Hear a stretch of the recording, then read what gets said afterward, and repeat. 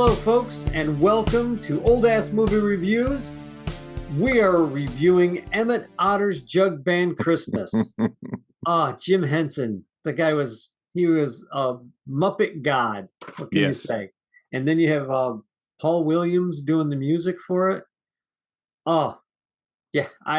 Did you ever see this before? I did. I saw it when it came out. And what, 82, 83, whenever it was. I vaguely remember it being on TV. Yeah, I'd seen it on TV a few times, and this was the first time I've been back. It's you could tell that this is a little earlier in Jim Henson's Muppeteering. Muppeteering, yeah. But they still pulled off some really cool tricks. Before we get into that, I want to get anybody who hasn't seen Emmet Otter. I'm an old man. I'm turning into an old man, old grumpy man, but that's beside the point. I have such a soft spot for this show. I have such a soft spot for Muppet movies in general. But real quick, the down low on this movie is Emmet Otter and his mother live on the river with their friends in the neighborhood Muppet animals. They're poor. They are beyond dirt poor. They literally live in a shack off the side of the river. Emmett's father has died recently, I'm guessing within a year or two, because him and his mother, they bring him up, of course, as you do. And they're really on bad times. Emmett's mom is bringing in laundry. She's doing little odd jobs, hemming and sewing for people. Emmett's going out and he's doing odd jobs, fixing fences and stuff with his friends. His friends are just as dirt poor as he is, so there's no thing going on there. Suddenly there's this opportunity to make $50 in a talent show. So Emmet Otter's friends and him get together and they make a jug band to go win this money. At the same time, his mother is saying, hey, I'm going to go and win this thing for my son. And because each one wants to have a big, good Christmas for the other one. They're basically trying to win the money so they can buy a nice gift. One for the parent, one for the kid. They both. Should I give the big spoiler? From this point forward, folks, spoilers abound. Yeah, spoilers. If you haven't seen it, watch it and then come back to this point. They both lose the talent contest. Yeah. Emmett's put a hole in his mom's wash tub. The mom lost the talent contest. She spent whatever money she got. She sold his tools. Yeah. Selling the tools. They're like, now they're super penniless. There's no way to make any money. But as they're walking down the frozen river and they're singing with Emmett's friends, the mayor of Watertown, yeah.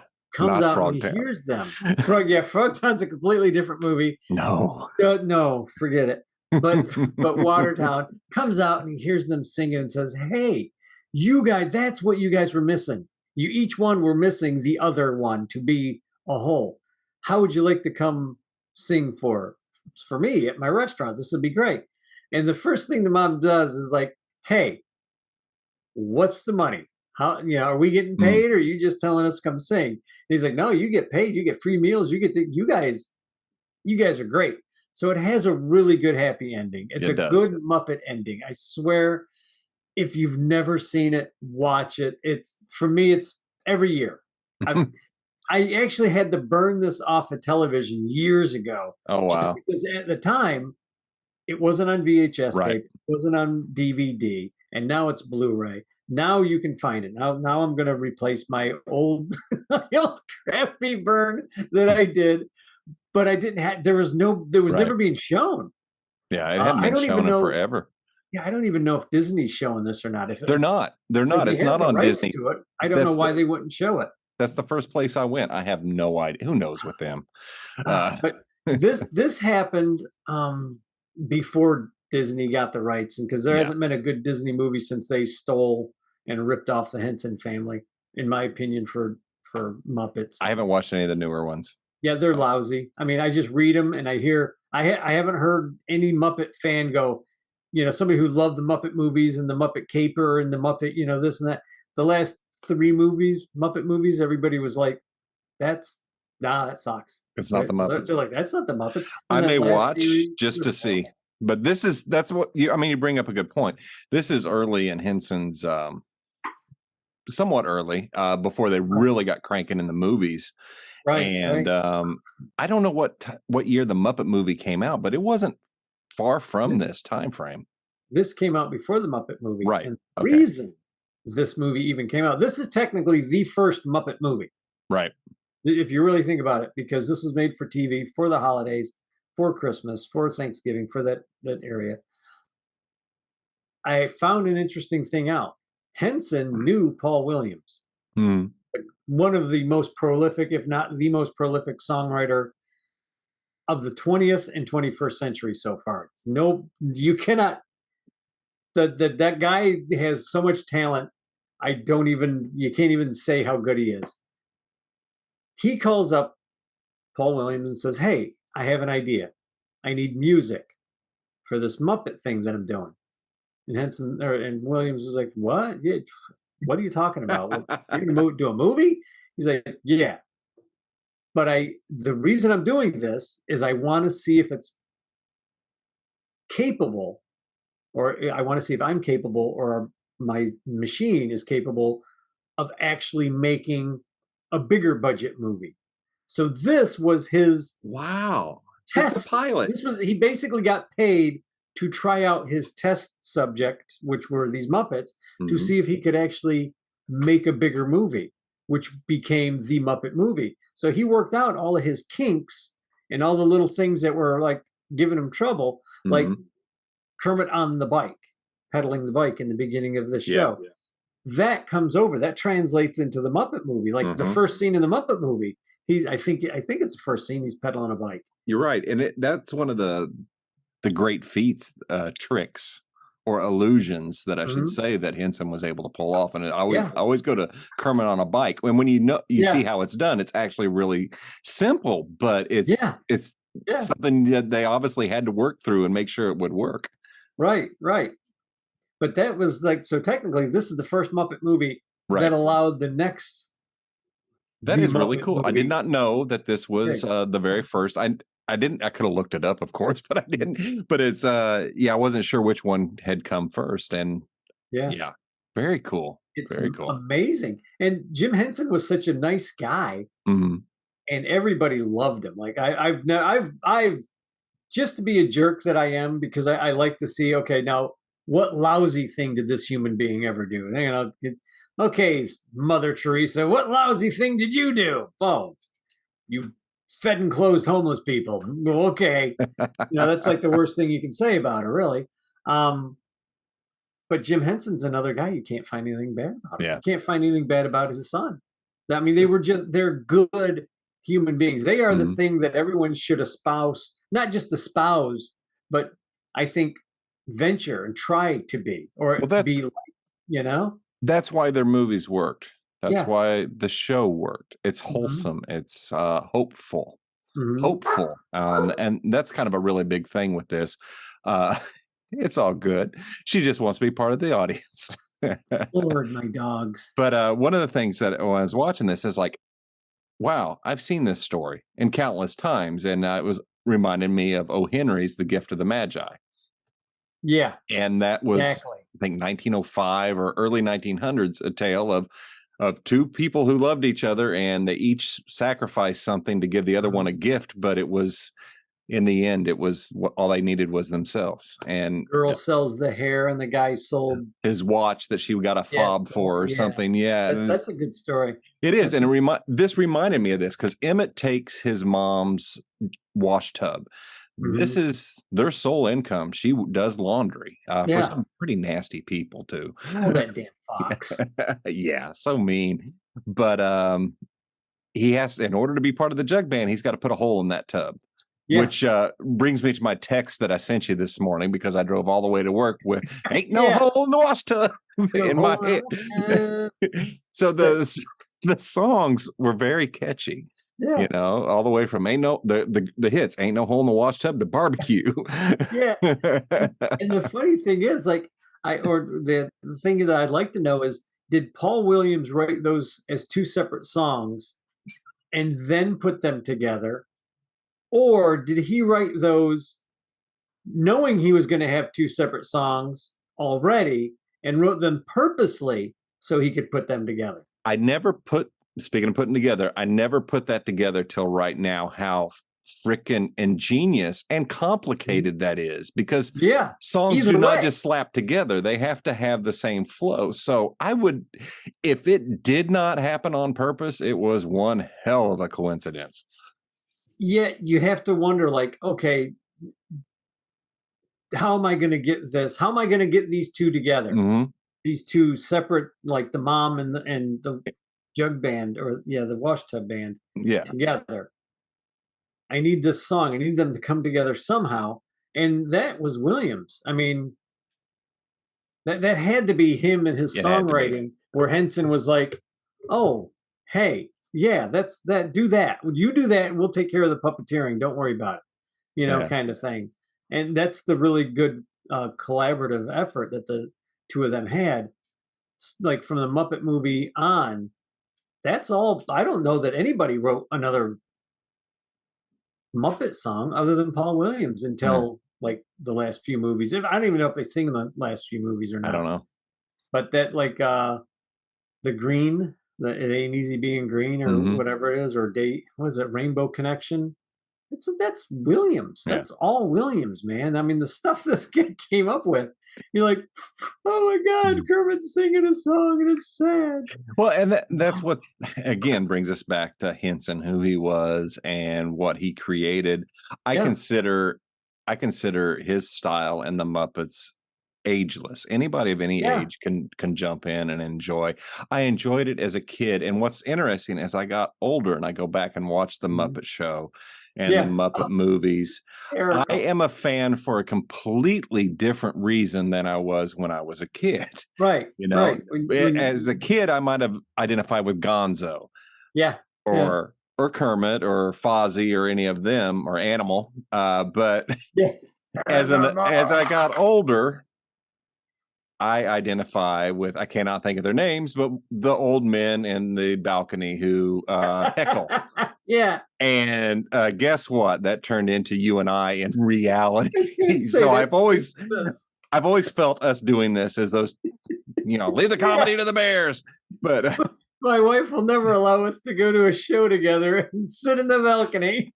Oh, it'd be so fun. And it would be, it's perfect. It's perfect. That I just realized that's who we are. We need what the hell are their names? I forgot. I can look them up. Wow. Okay. That's us. That's pretty much us. Yeah. So I recommend everybody give this a watch. It is, I had a hard time getting into it, believe it or not. I know it sounds horrible, but it's also maybe it was the mood I was in. It's only 50 something minutes, but it's a beautiful tale, and it's one I thought about all day. And how I know I've seen a good movie is when I think about it the next day, when it sticks in my head. Real quick segue. I went to I was in Okinawa at the time and saw Tim Burton's Batman with Michael Keaton in the movie theater. I didn't even want to go. Okay. Right. I watched it. I didn't like it. I went home and said, I hated that movie. But the next day I woke up and it's like, that was pretty damn good. And it was weird. It's one of those things. It's like, if I'm thinking about it the next day, I had a good time. Sometimes it takes a while to process what you saw. And I don't know why. Dude, I was 18 and I was probably drunk when I was watching that movie. So I don't know. I can see that. I can understand being drunk and 18. I love Tim Burton's Batman now, but kids, we're not condoning being drunk and 18. It was legal where I was at. Yeah. So anyway, I was grandfather claused in, so it didn't matter. Times have changed. The technical aspect of this movie, for the time especially, if I'm making noise in the speaker, I'm sorry, was amazing. And I'm sitting there watching some of these, trying to figure out how they did it. And I think I guessed one or two. Yeah. Where there's a scene where I think at the end, towards the end, they're all walking down the frozen river, And I think I texted you last night, like, how do Muppets make it look cold? I mean, Yeah, they looked cold. They acted cold. Those the snow and the frost and everything being frozen. The set pieces, folks, are just astounding. yeah, The one bird during, yeah. I think it's sunrise or sunset, I'm not sure, is just like it kind of in the It's well foreground. done. They've segued it to where you have a foreground, midground, background, and it's perfect. There's atmosphere there. You could step into Emmet Otter's world and live Mhm. comfortably, other And than the ultra small huts that you would have to live well, in. that's one of the things that I find absolutely amazing is the technical aspect of any Mhm. Muppet production. Oh my God. Yeah. You're watching a 2D image. But if we were to tilt that in an isometric view and see just Yeah. how big that is and the walkways and the tunnels, Yeah. the stuff is designed to make it when you got a camera head on, everything is just in Mhm. perfect on a single plane. It's Yeah. all an Yeah. illusion and it's beautiful. It's It's smart. It's really cool. Because the otters moving and emoting. Yes, I said emoting because these yeah. puppeteers are amazing. Emoting while rowing a boat on water. Yeah. I'm like, where are their hands? Yeah. It's wonderful. It's crazy. It's like whenever they're singing, Yes. like the mom is singing and she's hitting these notes where she's got to like quaver her voice, and they're quivering the mouth, and it looks like she's breathing. It looks like she's exhaling. It looks like she's singing. And it's like Kat and I were talking about that last night. Well, like that's just amazing. It And is. this was before they got super perfect. Mhm. This was before the Muppet movie. This was before the Great Muppet Caper. This was before the Muppet Christmas Carol. Even Yeah. these guys were working stuff out, and you see it now, and you're like, oh, that it's just fantastic. And I will go see any Muppet movie. I think I have like 3 of them Mhm. here. Like, I think I just named the one. There was one, the Pirates. Oh, yeah, yeah. What was the pirate one? I The Muppet Pirate movie? no, Was it I that what don't it was called? remember it, but I mean, I remember it. I don't remember the name of it, Yeah. but it's But it had Tim Curry in it as the bad guy pirate. It's brilliant. yeah. And just to watch the Muppets fight pirates and stuff, it's like, how? And how is Tim Curry, as such a great actor, again, acting against Muppets? You forget that they're, Like you know? Michael Caine in, Muppet Christmas Carol, Yeah. playing it Yeah. perfectly straight, did not condescend to Yeah. his co-stars. Right. It Right. was and I think that's why he had that Tim Curry, Michael Mhm. Caine, anybody that's acted as a human with the Muppets have obviously have such a great mutual respect with the puppeteers and the crew, and there's just such a energy there. It's just it makes it Mhm. real, man. And that's one of the Right. things with this. It's like, yes, you're watching what is at first glance you look at it, oh, this is a kid's thing, and it's like so. Right.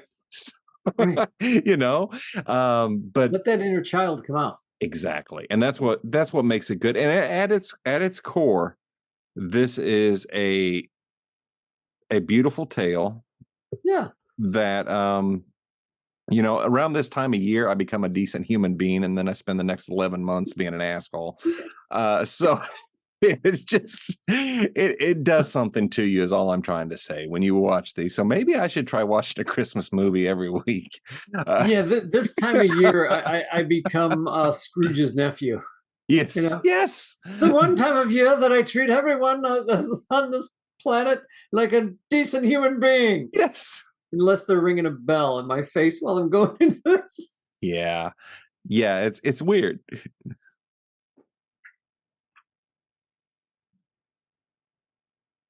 Yeah, so it's just amazing to see that Yeah. that's, what they can pull off, and when you have actors that are just so into it, and Mhm. you tend to forget that you're watching, Muppets, you Yeah. know?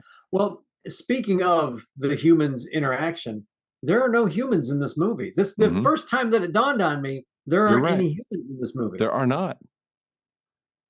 Interesting.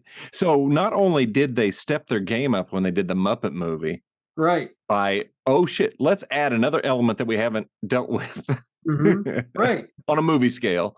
So that's because they dealt with it on the show, but on a movie scale, that's interesting. I was going to say, on some level, they knew that humans and Muppets could interact very well because Yeah. they were doing Sesame Street for such a long time. Yes. And then they did. Was the Muppet Show out by this point? I It think the had to Muppet have Show was been. already. It Uh, had to have been. yeah, I think it must have been. It Yeah. must have been because I Have, know they did not the Great Muppet Caper. They did the Muppet movie after the show came out, so they knew that they could do the yeah. interaction. But it's how far could they push it? And Henson, God bless him, man. That guy's got a spot up in heaven somewhere. Whatever heaven he believed in, that's he's sitting up there, man. He's just shaking his head at Disney right now. Like, really, really. I have a vision of Gonzo with wings and a harp. It just was rather humorous. So anyway, Chickens. yes, with the chicken angels with little halos. Little chicken halos. I hear the song right now. Yeah. Sorry, folks. Oh, Paul Williams. If you watch this, write that song. Yes. Gonzo in heaven, chasing chicken angels with a harp. That's all I got. That's all Scott's got. Yeah, that's all I got. That's not even my idea. That's all it's Scott's got. But Go, Paul Williams. Well, yeah, very cool. So, yeah, I'll give my thoughts on this. Dave and I do have a love for animation and puppetry and everything. So this is definitely a plus. Great story. It's short. Surprised me how short it is. Yeah, it's less than an hour. It's cool. It's really cool. And knowing that this is the test to see, can they do a full feature?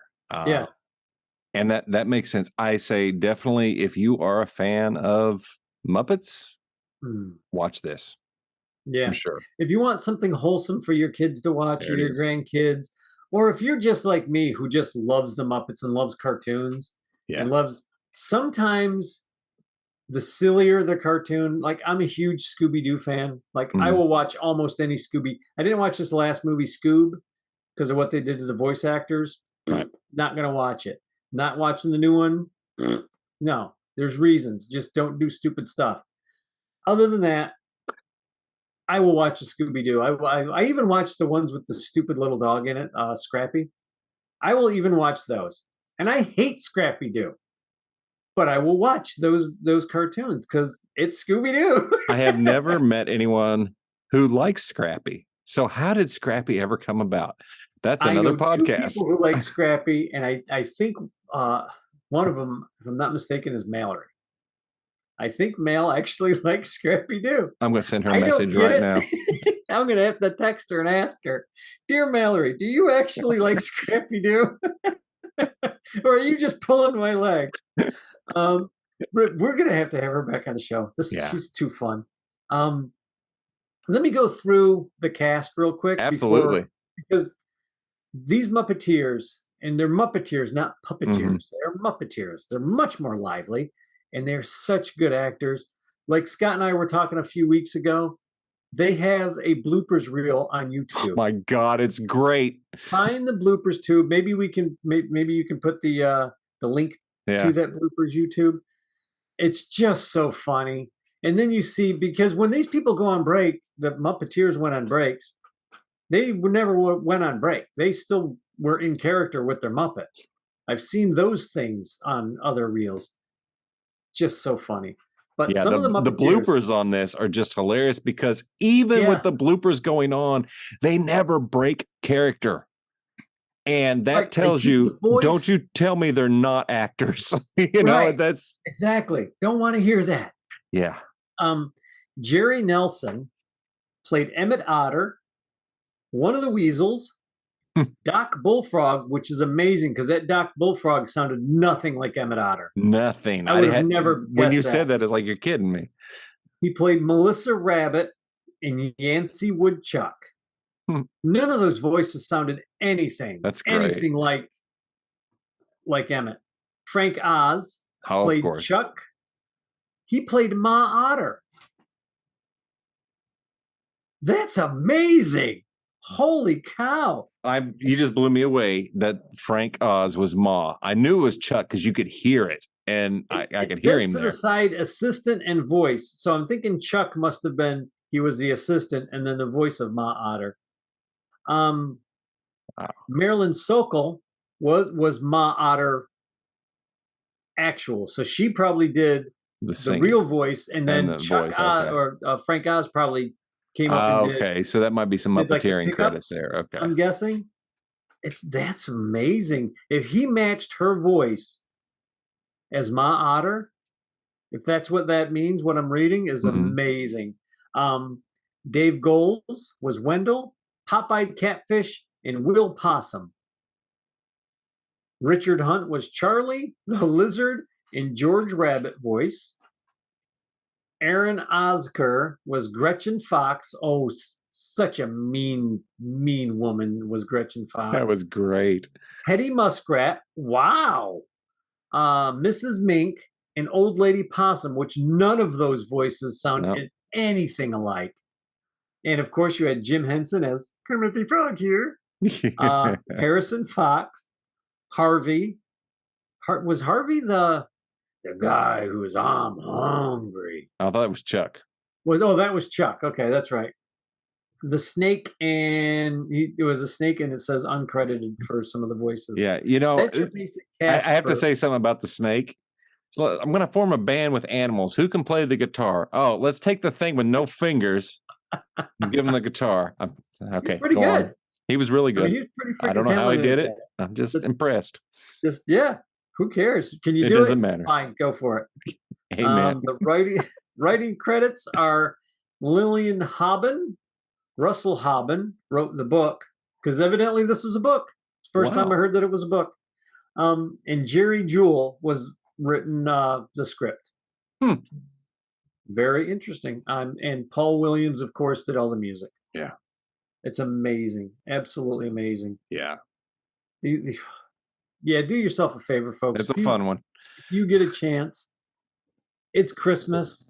Sit your kids, your grandkids down in front of this movie. And it's a movie you can actually get up and walk away from, and you don't have to worry about anything stupid that you don't want them. It's an otter. It's an otter and his mom. That's it. It's fun. It's good. Makes me feel good. Yeah. Just like every Christmas Carol, just about that I've seen, makes me feel good. And that's, I can't even say good enough things about this. Jim Henson movies are always fun to watch. Absolutely. Absolutely. I second that. Hey, I want to give a shout out to our newest subscribers. Thanks for joining us. And make sure you tell your friends, share, hit like, hit subscribe. Oh, and a big shout out to Dave's WKRP in Cincinnati Turkey Drop shirt. One of the greatest episodes in television history, folks. God is my witness. I thought turkeys could fly. Yes. This is another one. WKRP Turkey. I think it's called Turkey Drop. I'm not sure the name of the title. I'm not sure the title. It is on YouTube. Find it.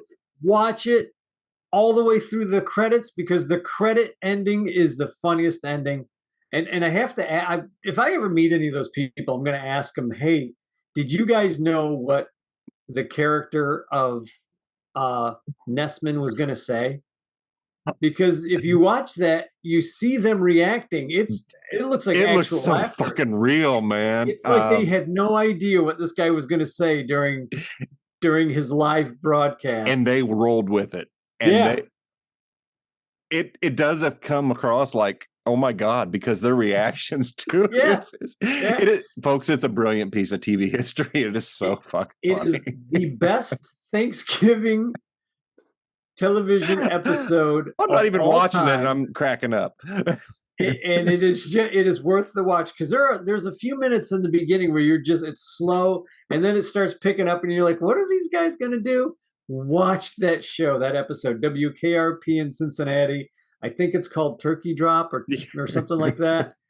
If you'll be able to find it on YouTube, I highly recommend it. It's great. Yeah, it such fond memories.